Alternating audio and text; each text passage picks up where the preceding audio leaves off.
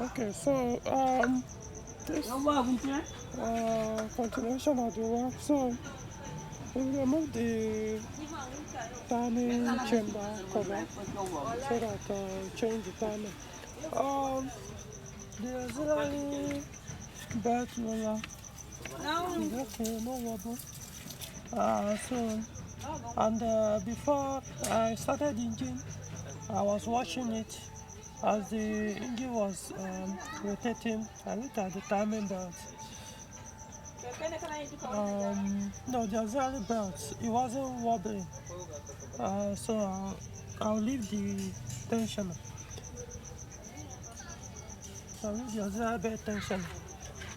So for the timing belt, um, it's not looking that bad though. But of course, it's used belt, so it has to go. Um, Let me see.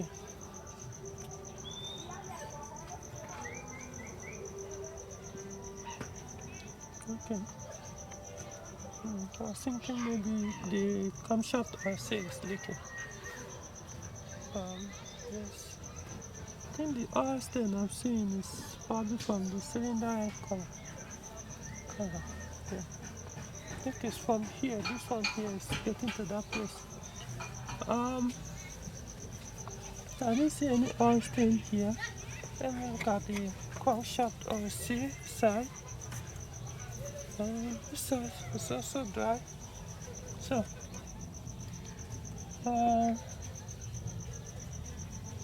I'm seeing oil and this wire, this thing, I don't know where that oil came from.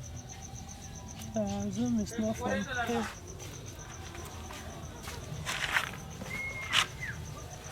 That's definitely oil. I don't know. I'll find out. Let's see, understand where this oil came out from. I'll find out. Let's maybe. Okay, we'll look and just check there and find out where the oil, why that place is wet. But anyway, so we're going to remove the old belt. Remove it and then see, put the new belt and also check the tensioner. The tensioner seems new enough, but we'll look at it. Also the roller, the timing roller. So the timing tensioner, timing roller. Then I also spin the water pump. But from here, there's no sign of coolant leak from the water pump from here. So I'll spin it to know if the bearing is wobbling and before we put the new belt. So we update. Okay, so yeah, the belt is off, the old one. Oh, by the way, the cause of the oil that I saw down there was because one of the bolts, there's a time I stepped out, so one of the bolts was hard to remove. Let me see. So they had to pour oil. The one I showed in this one, so I had to pour. That's why. If I have to look for that bolt. Let me see if I can find it. Anyway, so the first one of the bolts. So, this is the old belt. Let's see. Okay, it hasn't started to cut yet.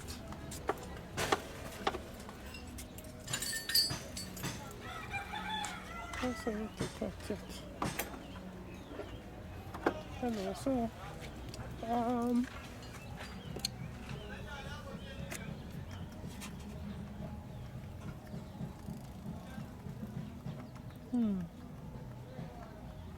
the tensioner is wobbling.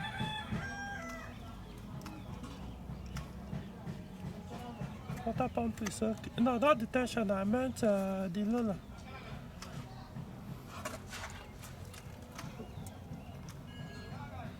Even though it's not freezing, but it's wobbling. Wait, hold on.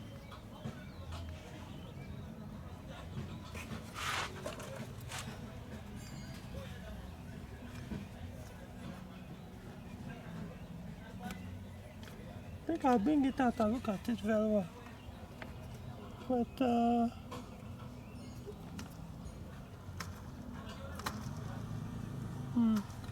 it's wobbling. Compared to this one, more clearance. We'll see what we can do about it. May have to delay the work. Alright. Yeah, so I've been able to remove the loader, the timing loader. So I looked at the timing tensioner. It's okay, no wobble, a little bit rusted though, but not an issue. Before I mount it, just lubricate here, touch oil there so that the rust doesn't continue.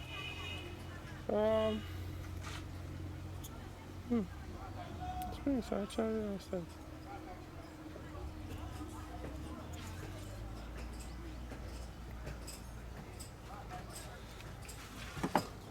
We'll see. But yeah, so the mechanic I work with has gone out to see if we can get a used one in good condition, which I prefer to new one anyway. Unless maybe a genuine new one, but if not, rather go for a used one than buying a fake new one or low quality new one for things like this. Don't put stuff in like this, sensitive things like this with use new low quality new one, because they can fail and then damage your engine. So when it comes we'll see. Now we know where to start. So as for the exhaust, I've actually gone down and looked at it very well. So I think it's leaking from the where that clamp is holding the layer. Is it muffler? We call it port here. So the exhaust pipe. Yeah, so I looked at the ports, though it has actually rusted badly and they've done some work on it. So but I think it's from that clamp that the exhaust is leaking from. So I don't think there's a need to take it to a panel beater or welder, so we can do it by ourselves. Just drop the port here. Hopefully that clamp will be able to loose, otherwise we'll be forced to engage a panel beater there or a welder. So remove it and see what exactly is the problem. Is it the clamp or eventually the port may have to go, considering they've even worked on it before and it has rusted. In fact, it has started opening up by the side, so it makes sense to just change it. So we'll see.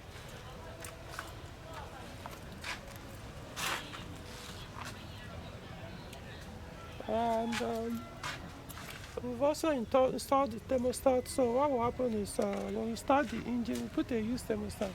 By the time we are done with the timing, we'll start the engine and test the thermostat, see if it works. Alright. We're gonna get a new one anyway, so we have to work with used ones. Alright. Okay, so we've gotten a bunch of let me separate this. Okay, I can see it here. So this is the old the one we removed from the car. So to keep it here. The thing is the spring, even though I've lubricated it, but the spring, there's a spring inside which has rusted badly. So my concern is it might actually break at some point. Remember that it's the spring that actually did the tensioning work. So meaning that it's already weak. So I was like, let's just see if I get a used one. So this is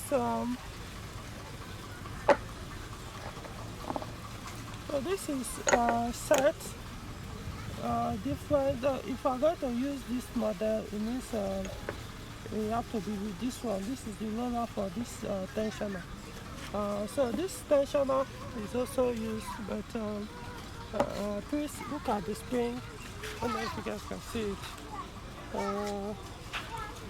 Let me see. It's okay, no rust. can see it's no worse compared to the other one. Can see no worse. The other one was in fact one of the spin gear has even started eating up, not just the walls has eaten deep into it. So it was just a question of time it's going to break. And also we say, oh, why not just go for a new one? I have my reasons. Because most of the new ones in the markets are low standard or low quality. So those ones too can disappoint you. So if it's not OEM or it's not a brand that I know that produces high quality, it's pointless buying new one. You just go for the best, good condition used one and hope for the best. So depending when one can order those high quality ones. So this is the leather. So this one is a used one too, in a much better condition than the other one that was started wobbling. That is this one. This one is the one we removed that started to wobble. So remember this car has done 200, over two, almost, if not close to 300,000 kilometers, this car. So it's possible that the previous owner have not actually changed any of the timing ever since he got the car. It's possible. So possible that he did or changed only the belt. So that's why. Or it could also be, you know, that they serve their papers, maybe change at some point. But I know usually in Europe they tend to change the complete kit. They don't change only the belt. It's only in Africa, other developing countries that will change most of only the belt. Not because we don't want to change the complete kit. Some don't even know that you are meant to change the complete kit. But for me, it's about quality. If I can't get that genuine complete kit, don't bother. Trust me, you regret it. It's at point if I change it only the belt may even be useless. Is that no changing the if you buy the genuine belt and still go and buy low quality timing tensioner or timing roller, the new belt you purchase is pointless because if this any of these fails, it's going to damage the new belt. The new belt will not get damaged, but it will cause the same harm the belt you replace that caused if it has snapped or broken or cut. So that's what we do. We work with this. I know I used to order complete kit from Pan, Nigeria, but for a while now, I really don't know what's going on there. So let's see how it goes. So we are putting this and keep these two for the owner. So yeah, this is it. So this one is actually for the T5. This is for T5 engine. That's the early T5 JP4. But because this is 2004 model, I think this engine is the revised model, or the previous owner have changed this kit. I can see the fuel injector is still the facelift 307. So it's possible that you have changed because this tensioner is that of the revised TU5 JP4. So that's why the tensioner, or maybe somebody changed this engine at some point, but who knows? I don't know. And the point is, this tensioner, timing tensioner and timing loader we remove is the one you usually find in T6307, the facilitator 307. Why this one? Yeah, this is the one you find in the early TU5 JP4 in early 307. Which to me, I kind of prefer this type, to be honest. They hardly fail. This type, trust me, they can last forever. But they can't work, you can't interchange them. So it's either you go with this set or you go with the plastic set. So this iron one is much better. So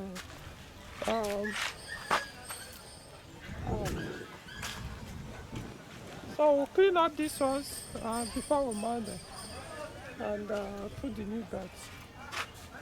The water pump, like I said, this is the water pump. Yeah. So still okay. No wobbling, no noise. So No, but I don't need touching the outside. Okay, so keep you updated. I can't tell which brand of bird the old one was. It has faded, the brand.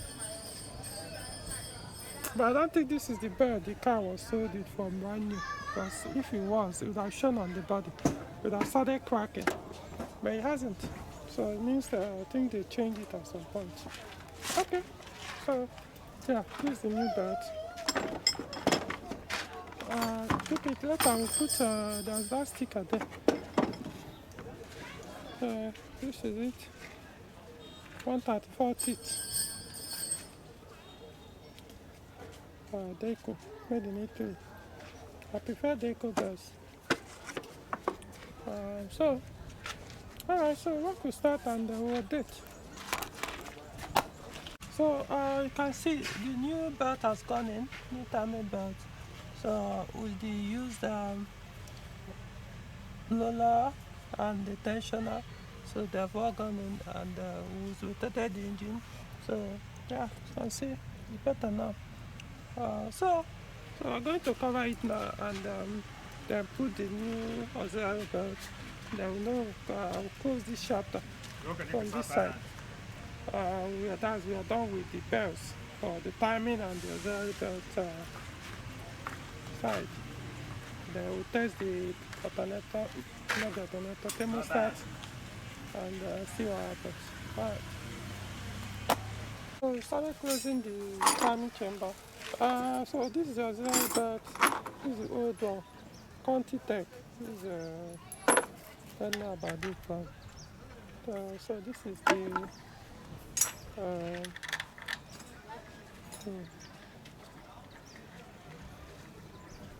so I said 1125. Let's try this one will work. It's too long. I'm gonna have to go online to confirm the number. It's 1125, this is 1054. I think it's supposed to be 1059. I will check to confirm to be sure. So I don't put oversized belts. I won't be able to return it. Because this is OEM, so that's why I need to be sure. Oh, we use it. Alright. So I decided not to put this one because it will be oversized, even though it's actually for TU5 JP4. But I think the alternator size is actually what determines the belt size. So this one is 1125. While the one we remove from the car is 1054. So, but for what I understand, if the alternator on the 307 is 80 amps, then it will use either 1050 or 1069. I'm maybe surprised they put 1054. Usually 1050, 1069, 1125, and upward. So, and the alternator there is I couldn't access where the capacity is usually behind here, so I can't see it very well from here. But from the size, this is about 120, 80 amps alternator. So but from 120 amps alternator, which is bigger than this one, then you increase the belt size. So in that case, yeah, you can consider 1125. So I'll search for 1069 at least from the market. We return this one and look for OEM 1069. Okay, so we need to start the engine so that can confirm the work we've done, timing, and what thermostat can see. Are you done?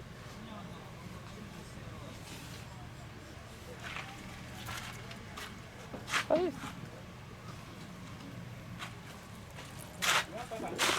You done? Okay. Alright, so I wanted to be sure. Yeah, don't go and crank in the rain.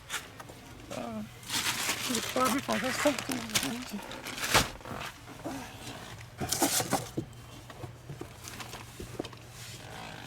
Okay.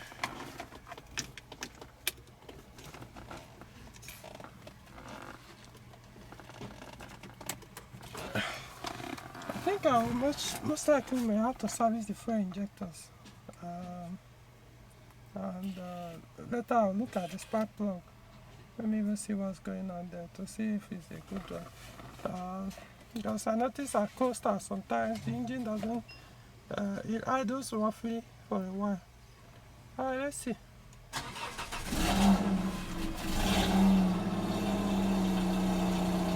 Okay, so it's a full of idle.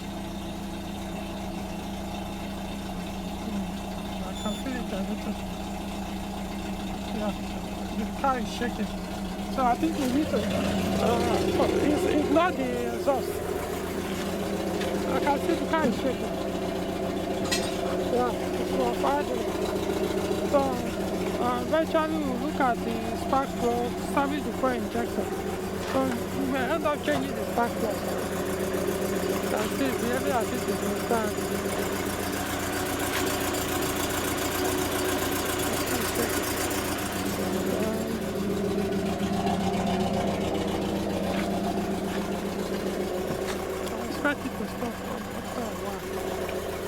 Usually a symptom of dirty fuel injectors.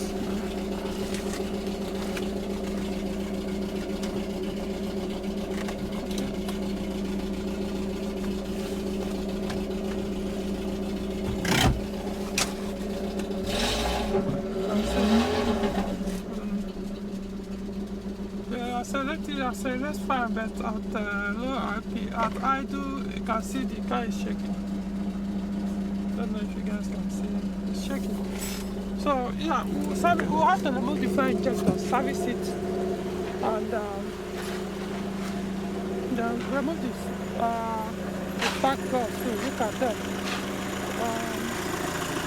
So I don't want to change.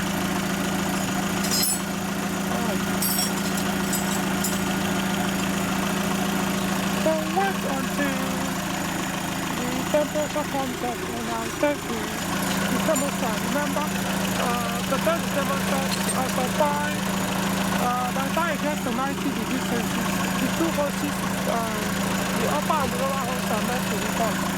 But if the fan comes up, the cooling fan starts spinning, and one of the hoses is still hot.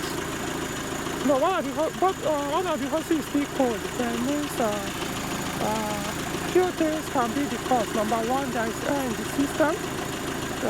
Air is stuck in the system. Even though in this case we heated it properly.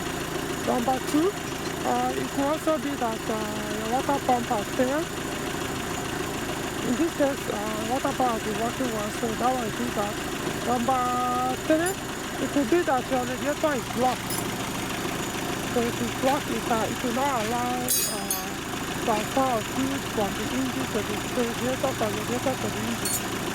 Number four, it will also be that this hose, see this small hose here, this one here, from here to that expansion tank on the coolant is as well.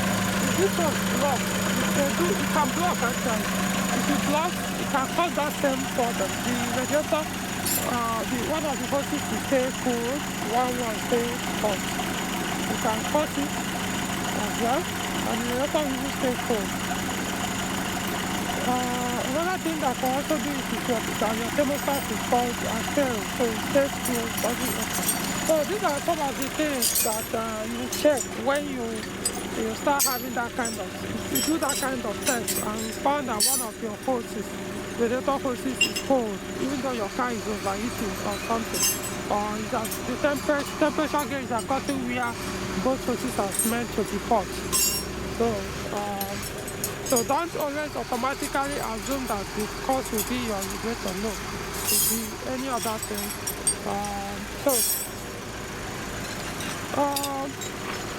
So while we are waiting, let's see. I want to check all the lights. I know it wants parking lights. Let's see.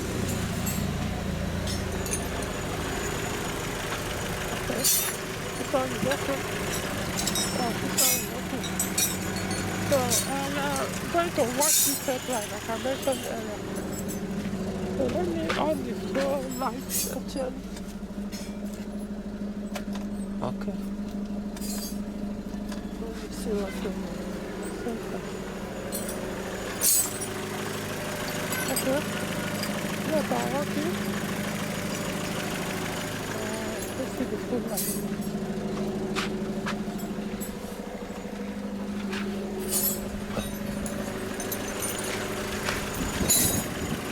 Okay. Yes, I'm working.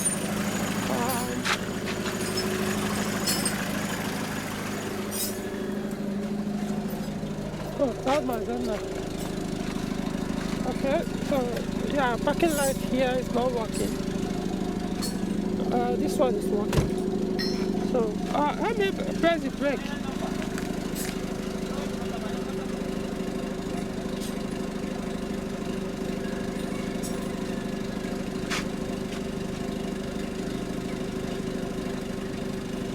Okay, so this one too didn't work. This one worked. Release it. Press.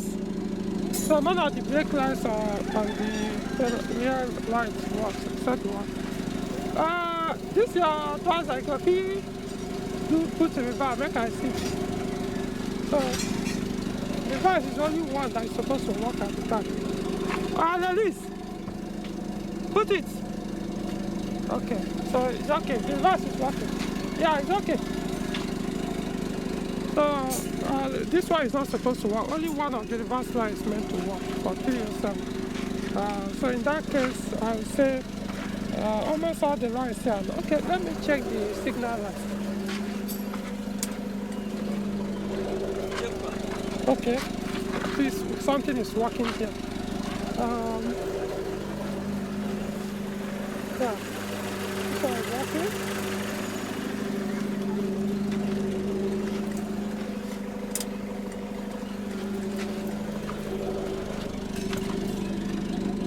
This one is working too. I have to check something. So this is working, this is not working. So look at this. Let me check this one too. Let me even off all the light. Let me see. This is working. So how many bulbs do we need to deal with? One, the signal light on the fender on the right side. Everything here is working, but then now the second bulb to deal with is the parking light here not working. That makes it 2. The brake light not working. That makes it 3. So 3 bulbs to change. Oh, that reminds me. Let me look at the.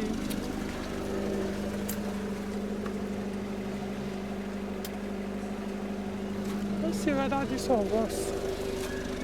Even though people hardly pay attention to this, to the number plate lights. Okay, so they work. You can see. Oh, they work. Even though they kind of look faint, but they work. So the number plate lights work. Alright, so we're going to deal with that later. Please need to confirm.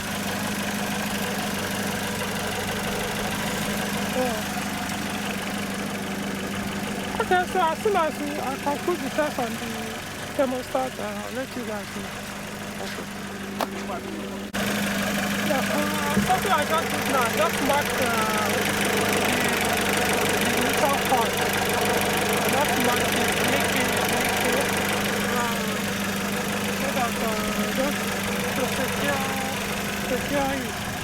But trust me guys, it's always good to mark it. If you have EW10J4 engine, T5JP4 engine, always mark your ignition coil. I know my reason, I've done video on that because these coils, they don't last as much as the other ignition coils on the other Peugeot engines. And because of that, there's always a huge demand for them. And there are cases where people will take their car to a mechanic workshop and only those cars to be swapped out by the mechanics, and the owners will think that what they drove the car out with was the one that was in the car when they drove into the workshop.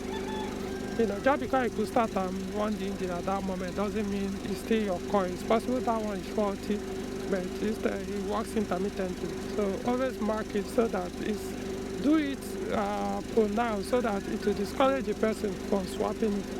If possible, use your own initial so that nobody can, try to write the same thing on the bad one, knowing that you'll be able to tell your own handwriting from them, if the person tries to be smart. So remember, EW10J4 engine ignition coil, T5JP4 engine ignition coil. These coils, then trust me, take my word, or just be a victim one day. Always mark it whenever you change it or you have the opportunity. Don't leave it blank. So that's it. So I'm still working. So the upper one is crossed. While the lower one is still cold. So I'm working.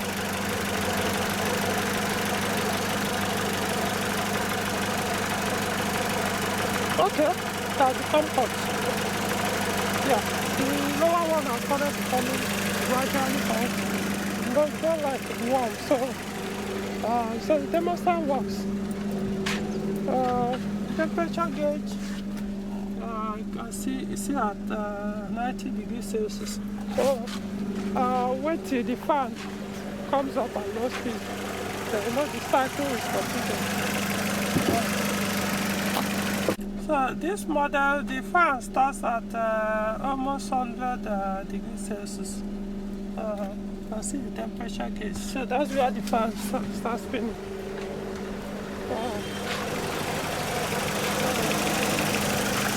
can see it's spinning now.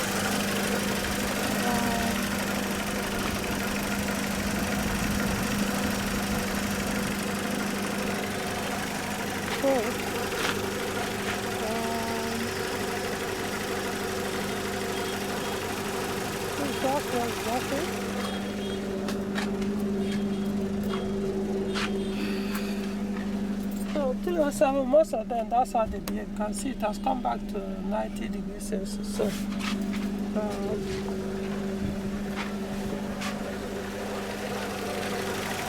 normally I recommend using 2.0 carburetor.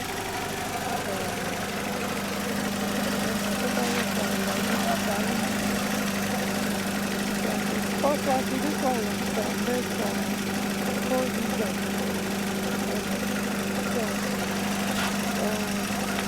It's good. Just remember every time I decide to switch to this addition to the motor, which is much bigger. But like I said, it doesn't matter. The temperature gauge actually starts spinning at 97, 98 degrees Celsius. So this one may just be giving the accurate temperature.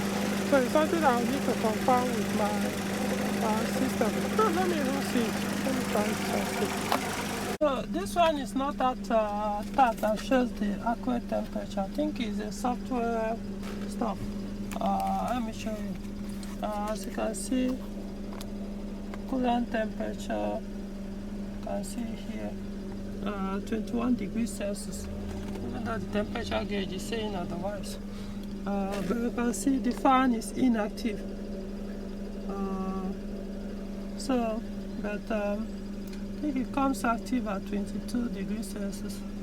So there are some Peugeot cars, 206, 307, even 406 that behave this way. They won't give you the accurate temperature from the PP2000. So maybe there's a diagnostic tool that will give you some different gauge on that. So very much, no. The other thing, if the other part confirmed, you see to bigger radiator. That's the thing. Of course, it's always on the AC. Then of course the fan will stay most of the time at lower speed. So I don't prefer EW10J4 radiator for this engine in Nigeria. I do. So that's what we keep. You can see active at 22 degrees Celsius. The fan is now active. 52% speed. If I had to put on the AC, so the AC is on now. It's going to most likely drop the temperature even much. I'll keep it steady at 90 degrees Celsius. So that's what he could do much later. That's my idea. Yeah, so I recommend that EW10J4 radiator. So if I'm the owner of this car, I won't really be concerned. Because I know it's just that this is what I'm saying, the EC is not giving the accurate temperature gauge here, so that for one to confirm truly that the fan is actually coming up at that 98 degrees Celsius. Even though if you follow it from here, it's actually at that 90 something degrees Celsius. I can see the temperature gauge is now dropping a little bit lower than 90. So yeah, once if you're AC, it will do the job, but without AC, yeah, it start going towards that temperature. So those are the things I recommend. You may not have to outrightly do the radiator replacement yet. All you have to do is find out the price, let him know so that you can work towards it at some point. So good. So I think we've confirmed the thermostat is working. So thermostat is working. Let me switch out the AC. So, alright, I think I'm done with this. So the next update, which is part 3, will be concerning the exhaust and the headlights. Yeah, remove the headlight, remove the prop. Then we'll have to get proper belts, auxiliary belt, the right size, so that we change it as well. We'll return the other one. We'll probably go for, we can see that 1054 OEM fine. We'll just go for 1069, which is available OEM. I believe so. We'll see. But when we bring it, we'll look at the size. Because actually that 1054, there is no OEM for this engine that is meant for 1054. I'm not sure, I checked. So what you have is 1050, 1069, 1125, 1145, upward. It all depends on what you have, like the alternator belt size, the alternator belt roller size, the AC compressor size, pulley size. All that will determine, or even the crankshaft pulley size, all that will determine the auxiliary belt size. So since this one sizes very well, yeah, so it has to be something really that way. But this, I believe this is actually that Conti Tech. I'm not sure it's a high quality belt. I'm not so sure that's a high quality belt. Especially the size is not even the accurate size. Most of the belts they sell in Nigeria, if you see 1020, 6PK 1020 there, it could actually be 6PK 905, trust me. So I don't usually rely on such one. It's only when you get high quality belts made by high quality brands, brand that produce high quality products. Then you can say if they write 1020, you know it's 1020. So we'll see. So what we do is we get 1020, 1069 meant. We'll measure it with this 1054 of this confirm if it's the same, then we'll put the 1069. Okay, so I think that's where we'll leave this update for now. So things have been achieved. Alternator belts, timing done, thermostat done. So see where goes, and we'll update you guys. So like the video, subscribe to the channel. I'll see you in the next part of this repair. Alright. Just to add, don't get confused by what I mentioned that changing the radiator will make it done. What I meant was I prefer the cooling of the bigger radiator than this smaller one for this engine in 307. But still the fan will come up at that where the temperature gauge is showing on this one. So it doesn't necessarily mean it will change. But I just like that, I don't prefer that bigger one to this smaller one. But like I said, you can still use it like this, not an issue. Like I said, some temperature gauges are more accurate.